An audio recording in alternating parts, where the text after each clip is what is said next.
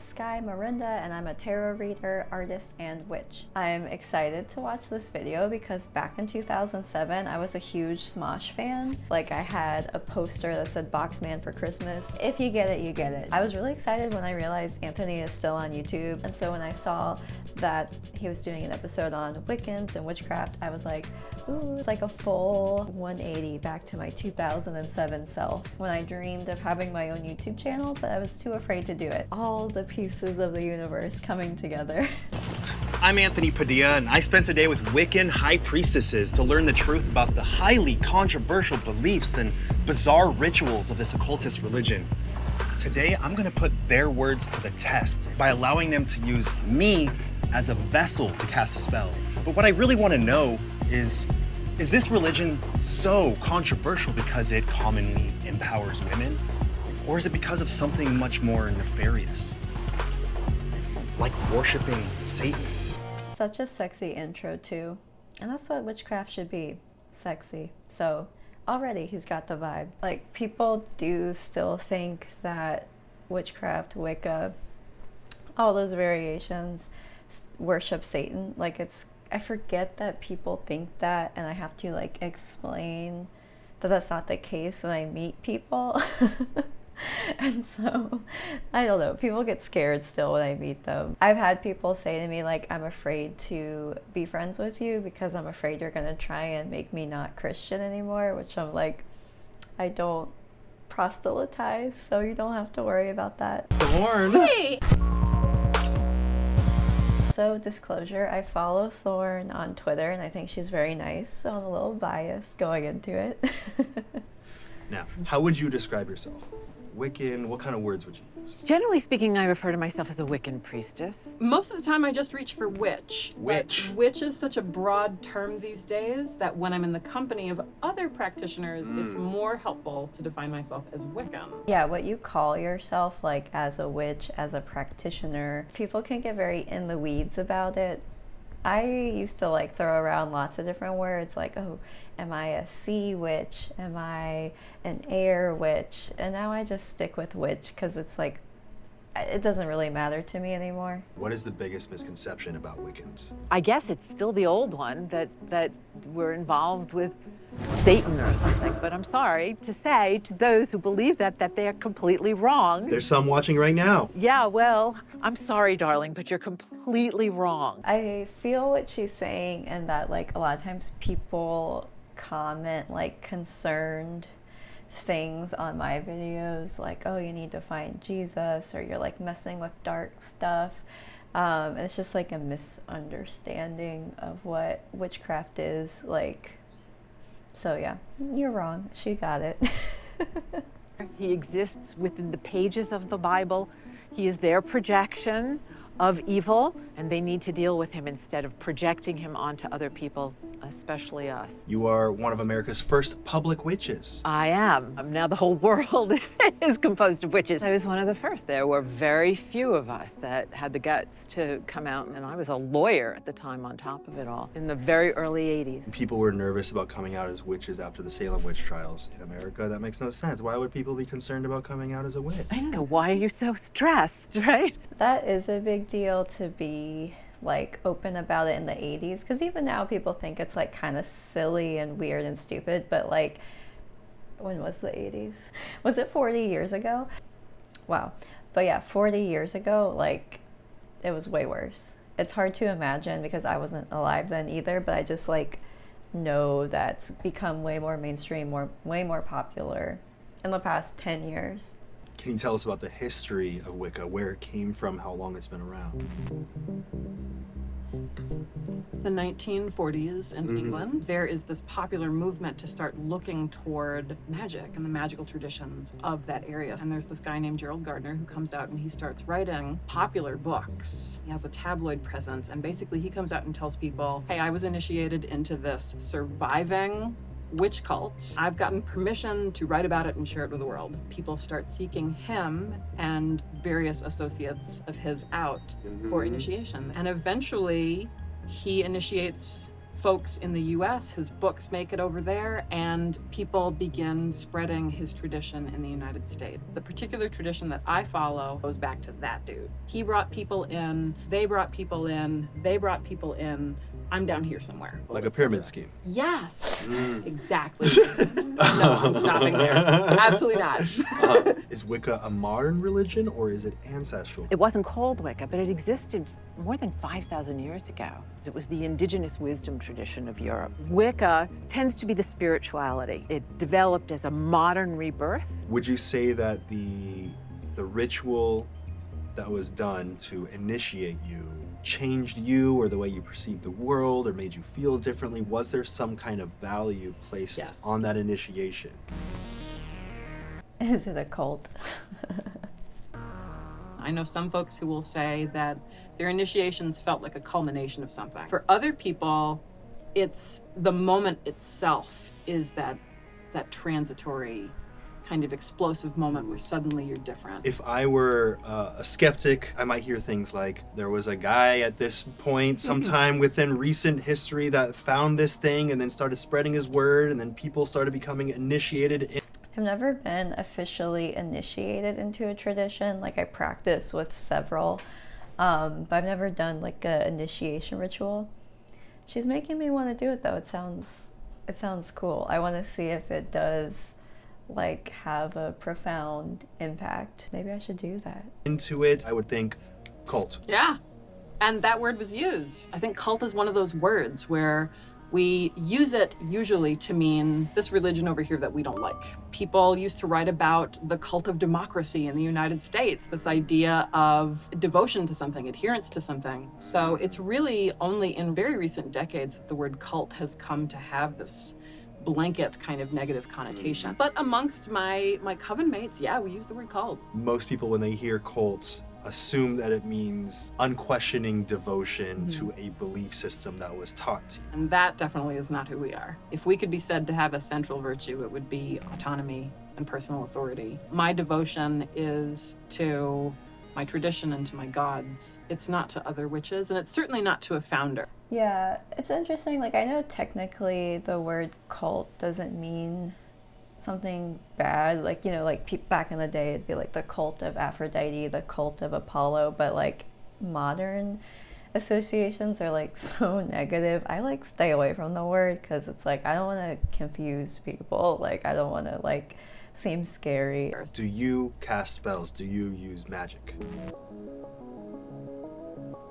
Oh yeah, from the very beginning. If you ask most sort of young witches, they'll tell you that magic is the art of manipulating supernatural forces to manifest what you want.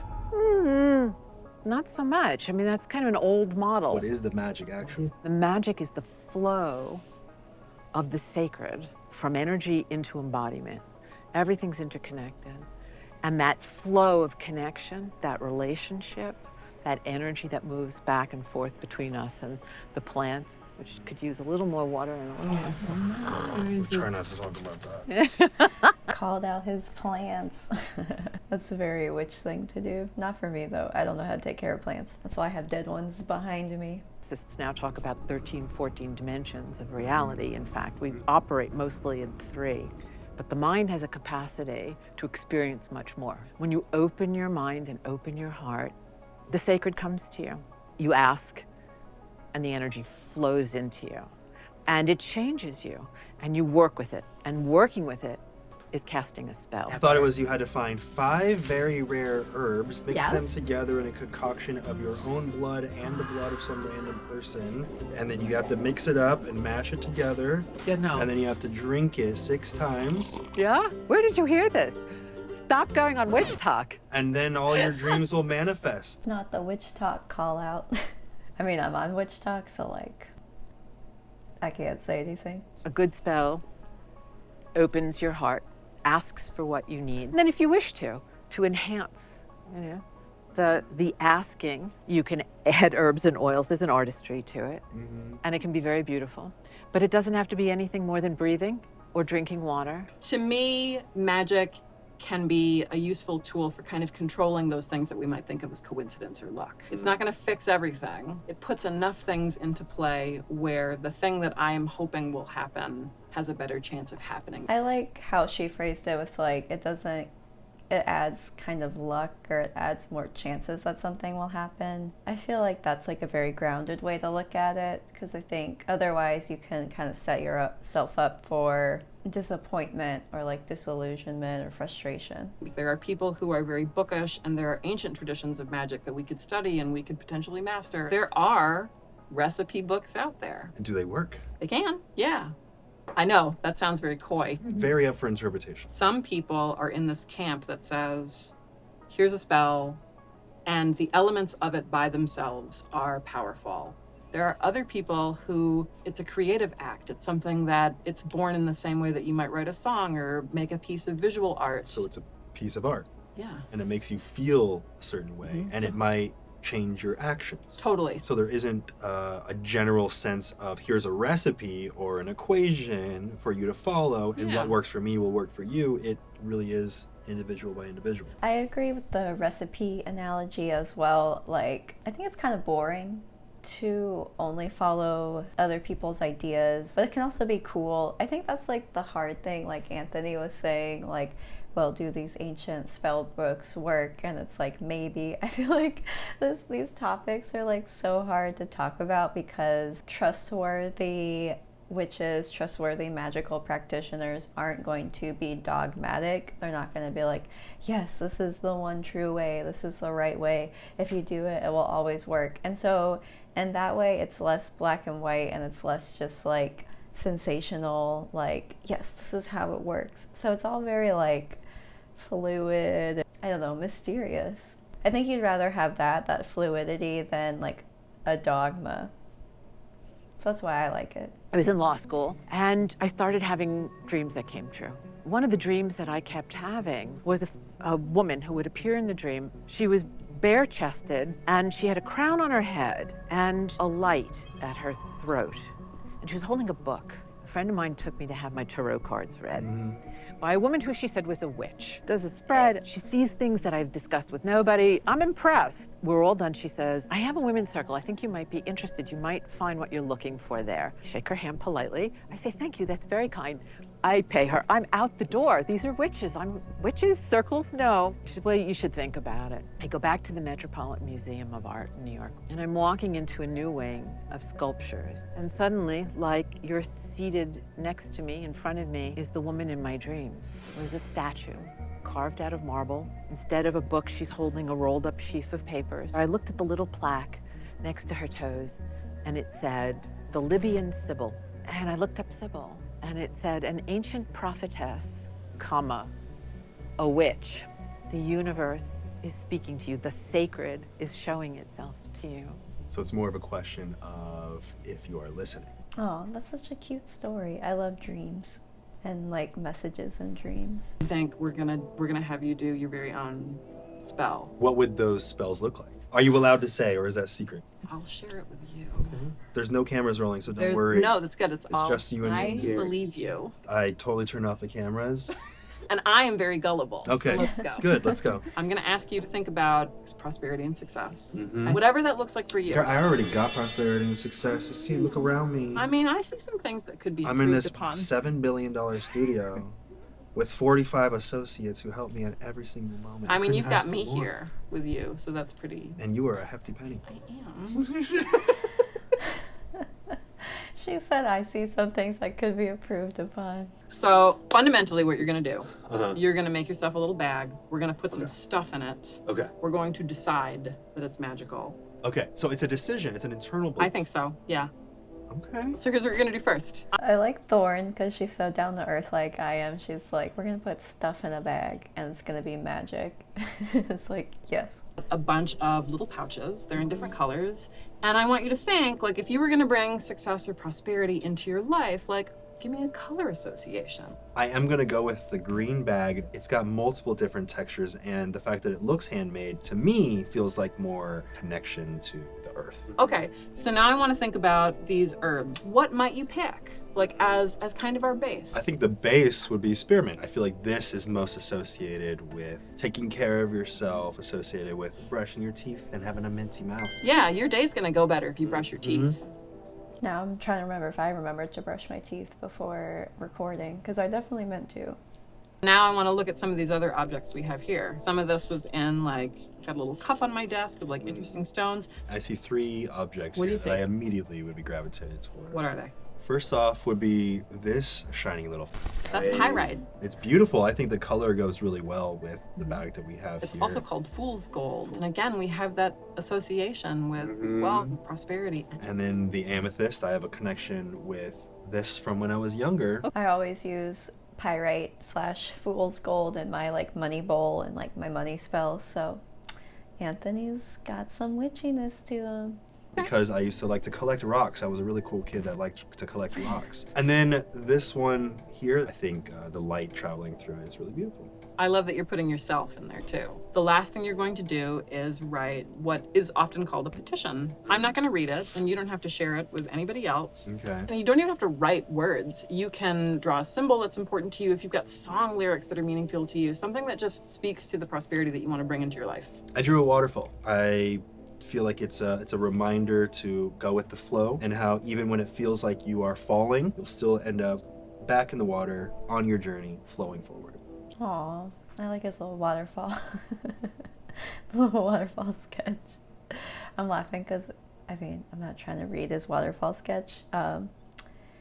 It's good. It's good. I like it. Great. And that's what you're doing now. And should I be popping it in here? Yeah.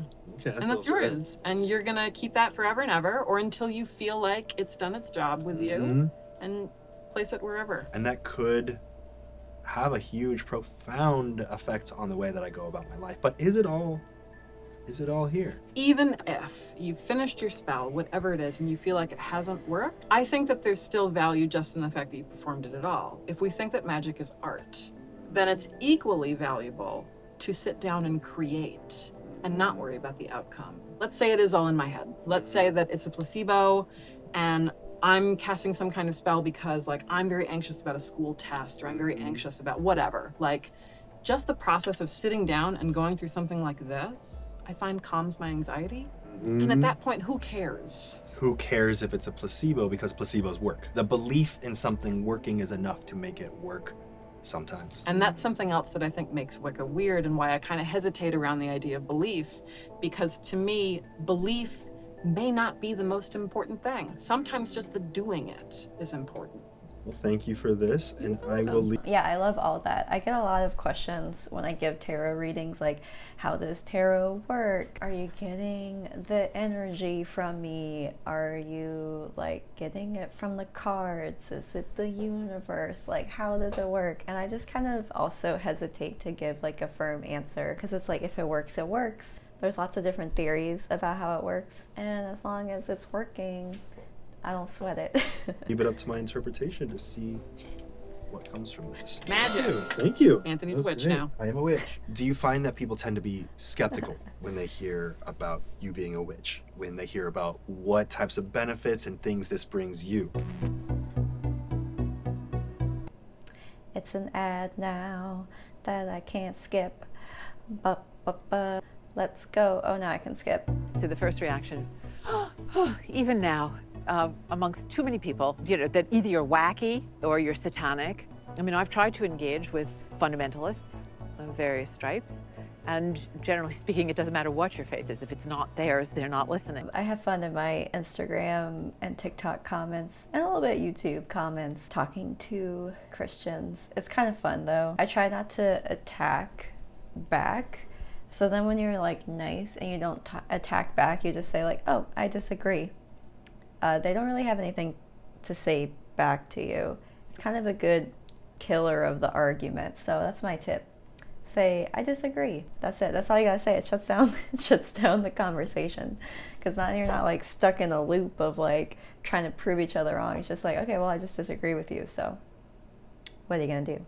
I've been Wiccan for my entire adult life. I was exploring it as a teenager, and I wasn't raised in a religious household. And when I started, particularly going to college, particularly like in the Southeast, most of the people who I know were raised in some kind of Christian household. And that stuff isn't less weird than what I do. Believing in bodily resurrection is not more reasonable than what you and I just did. Right. Like, personally, I just wish that we all could appreciate that if it's weird, at least we're all weird. What I find interesting is that so many religions are accepted as faith in this religion. We should not question it. But with something like Wiccans, people immediately have assumptions about what it means, even if these beliefs have been around for potentially thousands of years, longer than the widespread accepted religions of today. Unfortunately, a lot of religious institutions, they become institutions and they become political institutions as a result. There are always people who practice